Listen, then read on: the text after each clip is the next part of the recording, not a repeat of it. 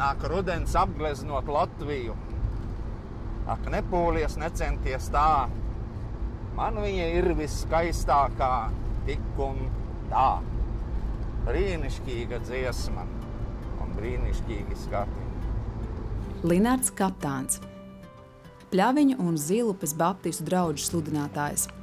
Vairāk kā 20 gadus katru nedēļu viņš ir mērojis 300 km garu ceļu, lai vadītu dievkalpojumus, bībeles studijas, rīkot evaņģelizācijas, organizēt humanitārās palīdzības un vienmēr bijis atvērts un pieejams cilvēkiem vajadzībās. Linarda Kaptāna sirds deg par Latgali un tās cilvēkiem. Tas ir bijis apbrīnojami, kā viņš ir nesis un uzturējis savu kalpošanu Pļaviņās, bet vēl vairāk Zilupē, kas ir liels attālums un dažādos laikos, tad, kad bija benzīna krīze, un tad, kad bija sabiedriskā transporta krīze, viņš ir meklējis jebkuru iespēju, kā tur nokļūt, pat 10 kilometrus gājis kājām ziemas laikā, jo viņš ir zinājis, tā ir viņa vieta, tur būs daži cilvēki, kuri viņu gaidīs. Viena lieta ir, ka Linards, manuprāt, ir neatlaidīgs. To, ko viņš ir sapratis, ka viņam jādara, to viņš cenšas darīt, neraugoties uz dažādiem kavēkļiem, šķēršļiem, grūtībām. Viņš arī nav bijis vīrs, kurš meklētu īpašu atzinību, jeb lielu atalgojumu. Un es domāju, ka ļoti nozīmīgs ir misionis gars. Un mums varbūt vairāk tieši vajadzētu domāt visiem un visām mūsu draudzēm tieši par tiem stūriem, kuri vislielākā vajadzība, nevis varbūt, kuri vispatīkamāk. Šīs ir manas Latvijas austrumu atslēgas. Šeit ir gan no Zilupes, gan no Daugavpils Baltās baznīcas, gan no Nīdzgales te vēl kaut kas, bet tur laikam viss ir samainīts, un arī no Pļaviņām. Kaut arī Latgale tiek saukta par Latvijas džungļiem, Linarda sirdī tai vienmēr ir bijusi īpaša vieta. Arī tāpēc, ka viņa tēvs šeit kalpoja kā garīdznieks, un Linards kā bērns ir piedzīvojis pilnas baznīcas un dzīves draudzes. Ilgus gadus Linards Kaptāns ieņēma atbildīgu amatu vienā no vadošajiem valsts uzņēmumiem Baltijas dzelzceļš, bet tā vietā, lai turpinātu savas karjeras izaugsmi, viņš izvēlējās atsaukties Dieva aicinājumam un kļūt par mācītāju. Linarda vadībā tika dibināta baptistu draudze un uzbūvēts jauns dievnams Pļaviņās, kur Linards vairākus gadus uzticīgi kalpojas.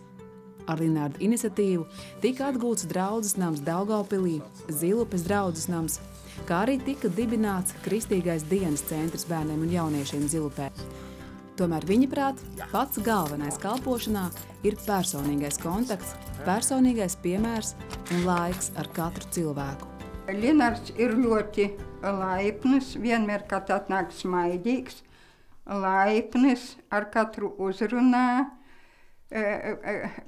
katru aprasās, kas kuram kā, un visu izskaidro, izlasa, izskaidro, un tā, vienkārši es ar viņu ļoti esmu apmierināta. Nu, šī ir baznīcas dievkalpojumu telpa. Šeit ir mūsu svētdienas skolas saraksts 12. gada. Redziet, 27 bērni. Jā. Kad pirms 3 gadiem Linardam tika atklātas nopietnas veselības problēmas un viņš pārcieta vairākas operācijas, nokļūt Zilupē kļuva neiespējami. Nācās meklēt kādu, kas viņa darbu turpina.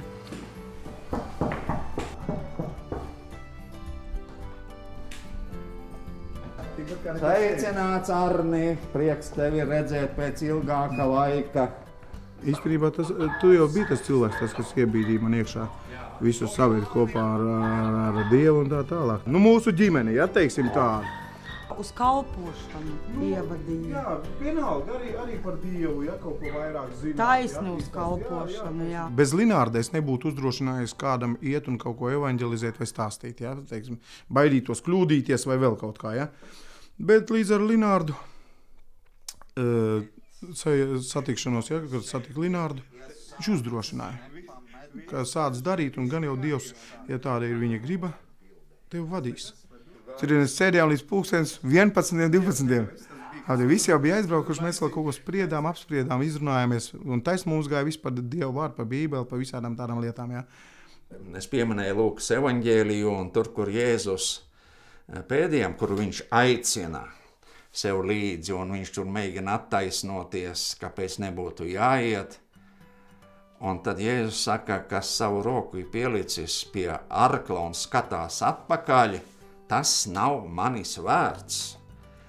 Un es esmu ļoti Dievam pateicīgs, ka man šis pēdējais palīg teikums, ka es viņam nesmu vērts būt pie viņa, ka to es nesmu piedzīvojis, bet varēja būt. Un faktiski, cik gadus es tur ar viņu tirgojos ar Dievu, ja? Neskatoties uz to, ka Linārda kalpošana Latgalē nav bijusi viegla, ir bijis jāpiedzīvo uzbrukums, draudzes nama nodedzināšana, cilvēku skepsi un nievas, tomēr viņš ļoti cer, ka darbs Zilupē neapstāsies. Ir pateicīgs Dievam par viņam doto iespēju kalpot Latgalē un tic, ka viņa darbošanās šajā it kā visu aizmirstajā un pamestajā nostūrī nav bijusi veltīga un sēkla ir iesēta. Es ļoti gribu cerēt, ka šeit darbs neapstāsies. Ka tas, ko šeit darīja evaņģēliste Lūcija Siliņa, mans tēvs, un jūs man piedodiet, un arī es te padruskai, ka tas darbs neapstātos. Es tā ļoti ceru.